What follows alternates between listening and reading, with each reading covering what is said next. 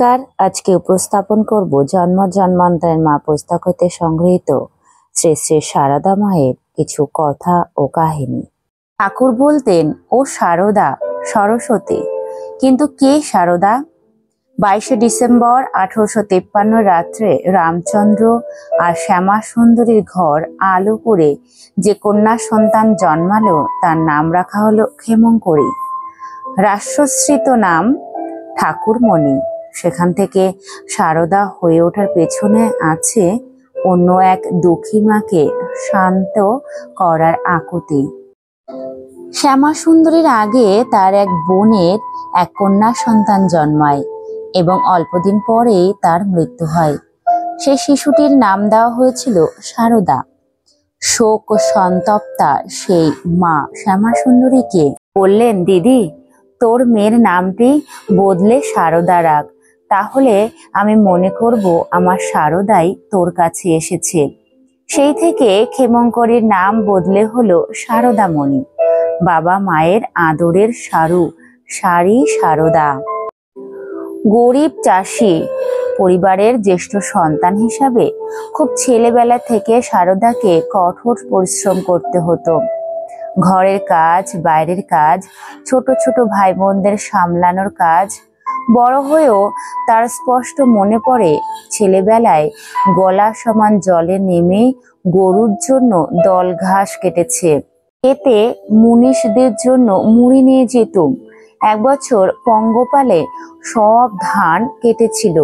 খেতে খেতে সেই ধান কুড়িয়েছি।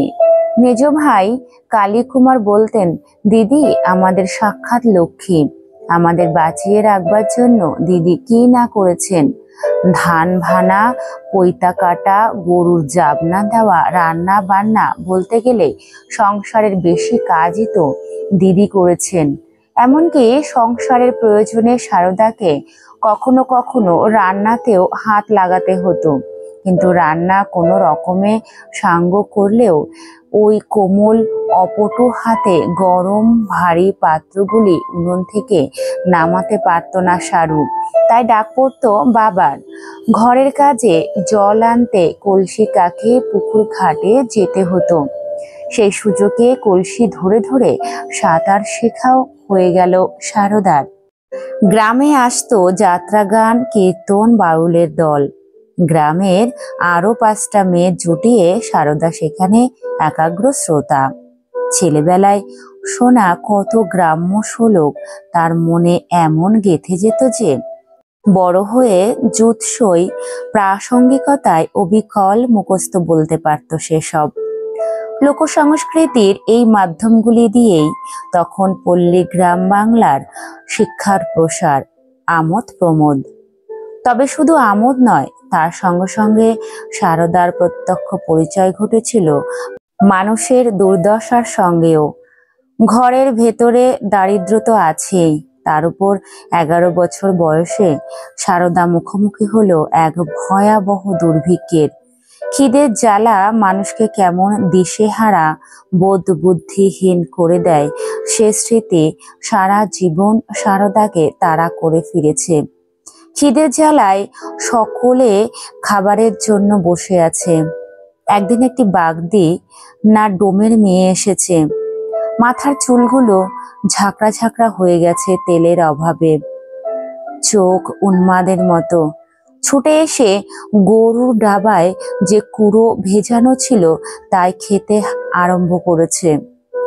এই ভয়াবহ স্মৃতির সূত্রেই এসে পড়ে সারদার বাবার হৃদয়তার কথা। আগের বছরের জমানো কিছু ধান আর কলাইয়ের ডাল ছিল তার সম্বল, আর ছিল তার এক বিরাট স্বার্থশূন্য হৃদয়। নিজের ভবিষ্যতের কথা না ভেবে ওই সঞ্চিত চাল ডালের খিচুড়ি রেঁধে তিনি তার প্রতিবেশীদের বাঁচার ব্যবস্থা করেছিলেন। নিরন্ন ক্ষুধার্ত মানুষ যারাই আসতেন, গরম খিচুড়ি তাদের পাতে ঢেলে দেওয়া হতো, আর শিগগির জুড়োবে বলে সারদা পরম মমতায় তার ছোট ছোট হাত দুখানে দিয়ে প্রাণপণে বাতাস করত। এমন বাবার ছত্রছায়া বেড়ে উঠেছে যে মেয়ে, সে তো হৃদয় সম্পদে ধনী হয়ে উঠবেই। অন্য আর 5টা ছেলেমেয়ের থেকে সে হবে স্বাতন্ত্র্যে উজ্জ্বল।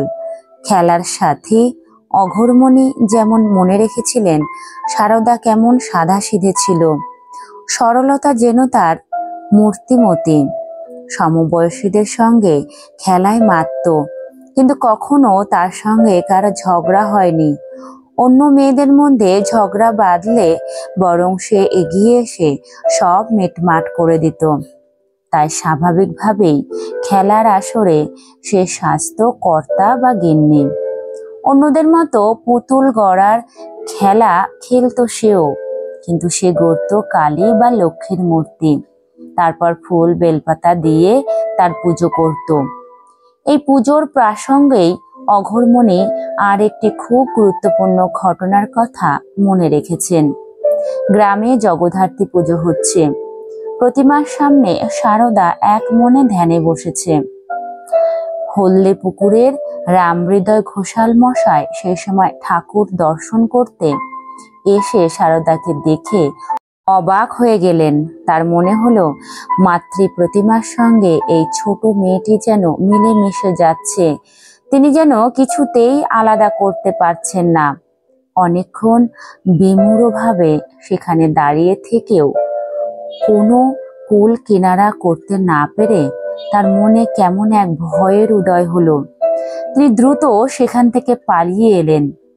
সারদামণিকে ঘোষাল মশাইয়ের জগদ্ধাত্রী রূপে দর্শন তার বাল্য জীবনের একটি বিচ্ছিন্ন অলৌকিক ঘটনা নয়, বরং এই অলৌকিকত্বের অনুষঙ্গ আরো স্পষ্ট হয় সারদার নিজের স্মৃতিচারণেই।